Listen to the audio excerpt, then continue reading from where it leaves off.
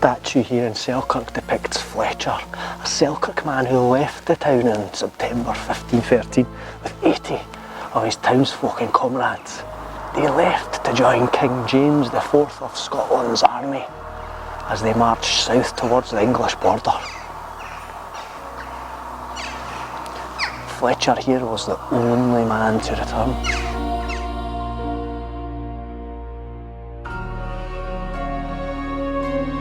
Every other Selkirk man, probably boys in today's language, that left for Flodden was massacred, butchered to death on the field by the English army.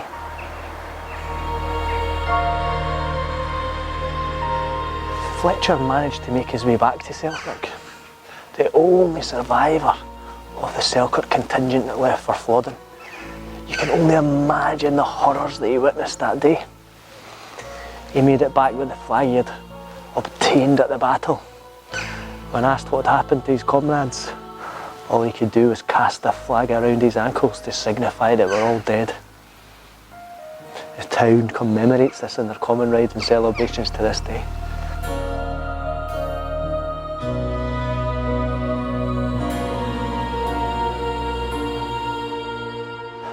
But unlike some battles which are etched into the Scots psyche, Culloden, Bannockburn, Stirling Bridge, Flodden is kind of breezed over, sometimes even excluded from our school history books.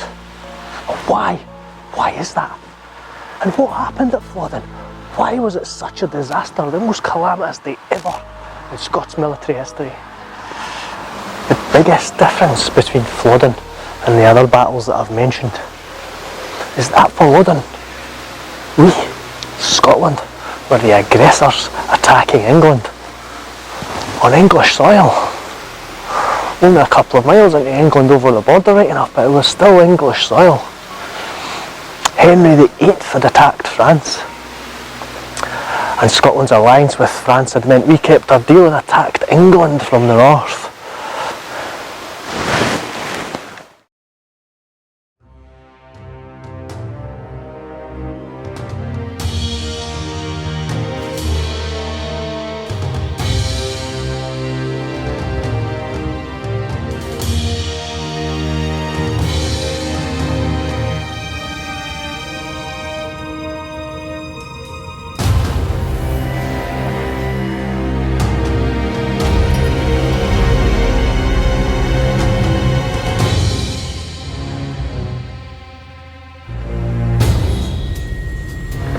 Why am I here, Lowood near Galashiels? What's the significance of this area? Well, historians now believe that this would have been the place where the people of the Scottish border got their first glimpse of the might of King James IV's Scottish army heading towards the English border.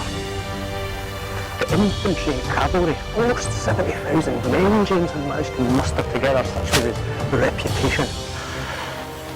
The infantry and cavalry would have marched down what is now the current A1 route down East Lothian towards Coldstream that way. But the huge arsenal of artillery and cannons that James possessed was far too big to ford the Tweed. So documentary evidence proves that they came down what is now the A68, what was then possibly referred to as Deer Street, and down through Lauder. But why did they come that way? Well, they came that way because the drawbridge that survived here at Bridgend was the only route over the Tweed, other than fording, which was impossible for large guns.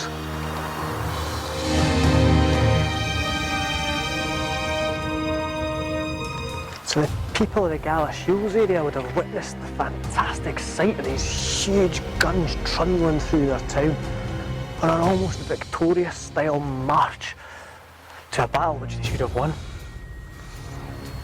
But if the conditions were right, a few weeks later they would have heard the terrible booming and banging as these guns went to work on the English army, a mere 20 odd miles down the road there.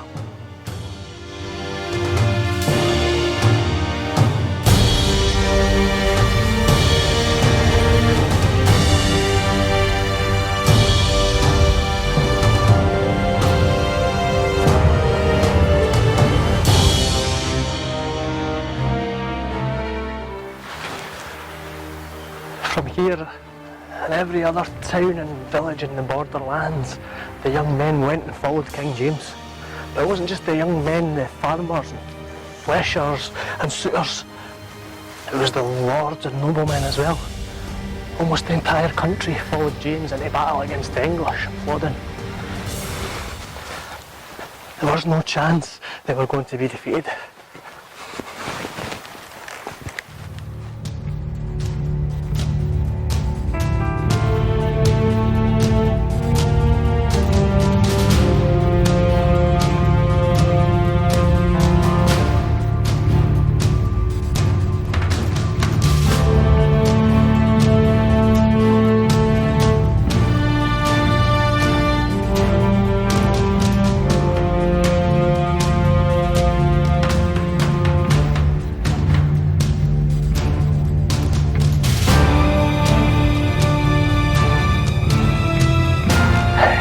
James had amassed the largest and potentially most powerful Scottish army ever.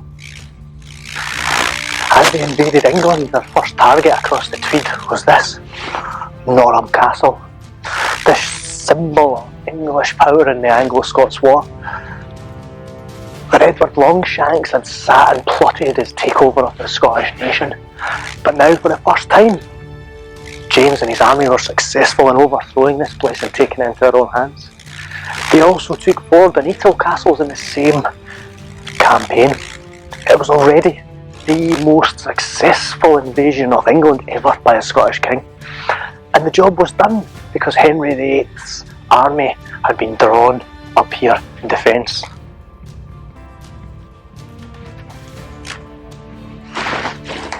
But James wanted more.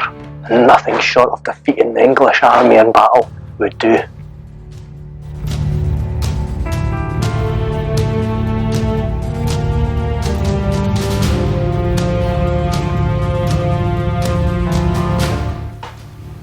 So King James's massively powerful, huge Scottish force left here in September 1513, intent on one thing: complete destruction of the English army.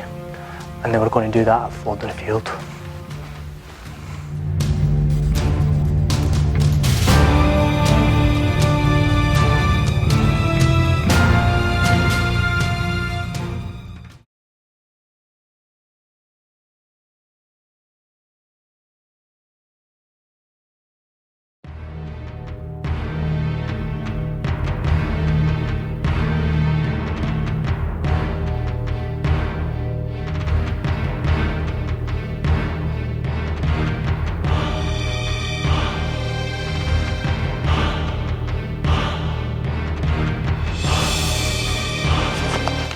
Surrey's English army were ready for battle too.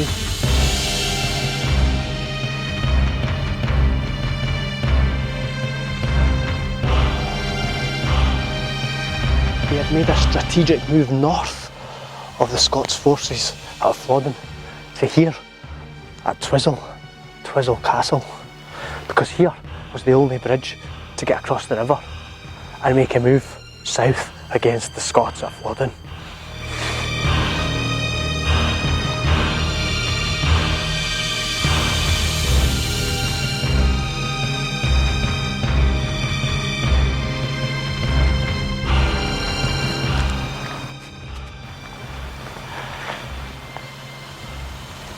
This is the medieval Twizel Bridge, a bridge which is crucial and central to the story of the Battle of Flodden.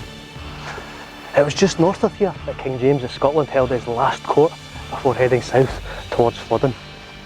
And then later on, just a couple of days before the battle, Surrey's English troops, almost 10,000 of them, crossed this bridge, heading towards Flodden also. Battle was almost now inevitable.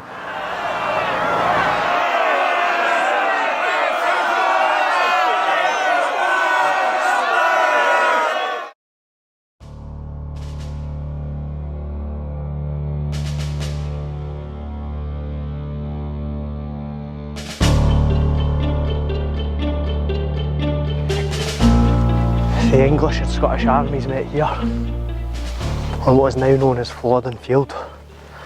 The Scots army was actually further south on Flodden Hill, but when they got news of Surrey's approach from the north, they had to move back to the north on Branxton Hill here. And the English forces were further north on what's known as Piper's Hill. The Scots still had a huge advantage in terms of numbers and firepower and a far superior position at the top of this hill. But it was all about to go dreadfully, dreadfully wrong for King James.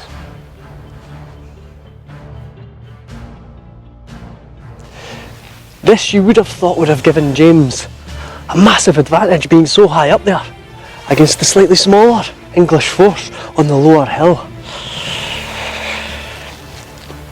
But the first crucial mistake or thing that went against the Scottish army was the weaponry. Scots had these massive cannons and artillery, but they were cumbersome, their range was difficult to get. And as the Scots made their first fires from the top of the hill there, they were hugely out of range. They were either far too far or far too short, and they did the English no damage whatsoever. The English cannons were of a far smaller calibre, but they were far more manoeuvrable and agile, and their first volley into the Scottish ranks hit the target straight on and done a hell of a lot of damage.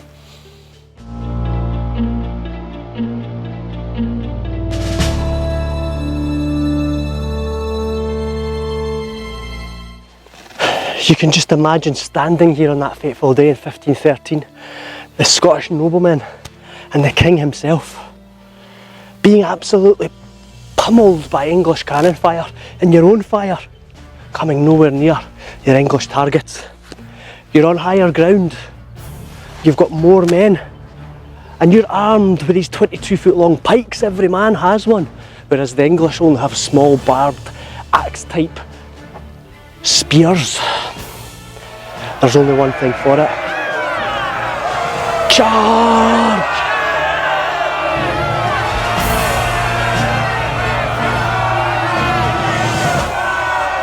The initial charge by Lord Hume and his men on the left-hand side of the battlefield here was successful.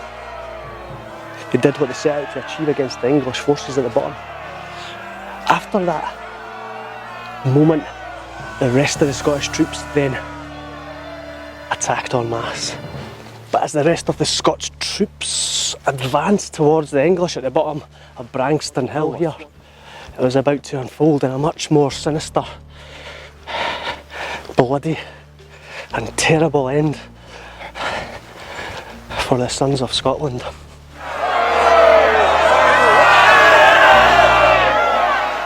As they reached the bottom of the hill here, this now seemingly inconspicuous little burn was the biggest downfall that the Scottish army had that day, because the land is now well drained farmland, but back in 1513 this was basically a marsh. The Scots' long spikes, designed for momentum, fast moving combat charging into the enemy, were deemed useless as the Scottish army was ground to a halt by this boggy marsh. The small axe-like spears of the English army came into their own. They hacked the pikes of the Scottish apart and then hacked apart the Scottish army. This would have been a scene of unimaginable horror. Complete carnage.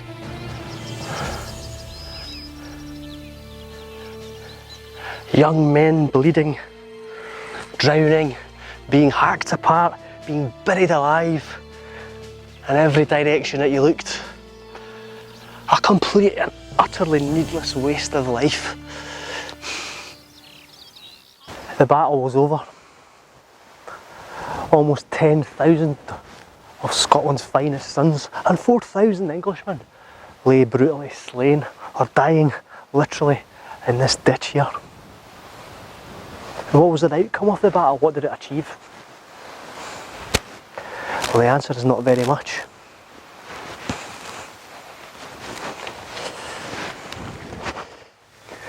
Of course, it was not only the Scottish men, the soldiers, that died on the field that day, but countless numbers of Scottish nobility and gentry And King James IV himself was slain in battle, the last British king to be killed in battle. And it happened here. Scotland was left in turmoil. The majority of its leaders were dead.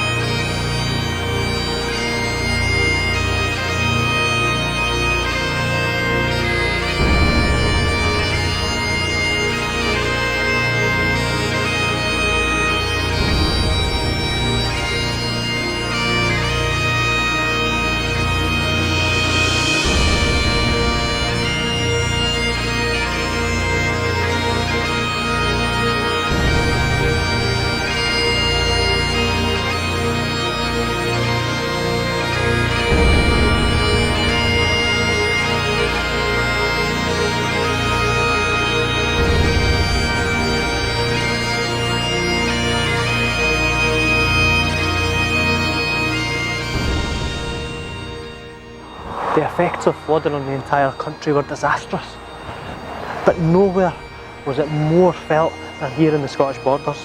And it's not only in Selkirk. Towns like Coldstream still lament the loss of flooding every year at the Commemoration. But I think everybody in the Scottish borders should be aware of how much of a huge effect this battle has had on our society and our history.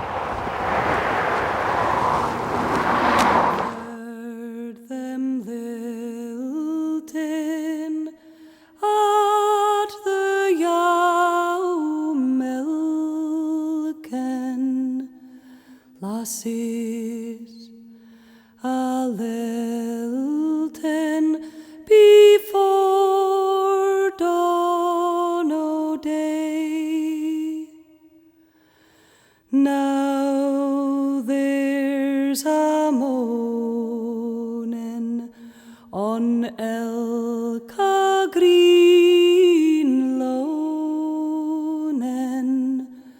the flowers o' the forest are all weed away. We'll hae nae mair lilting at the yow milking.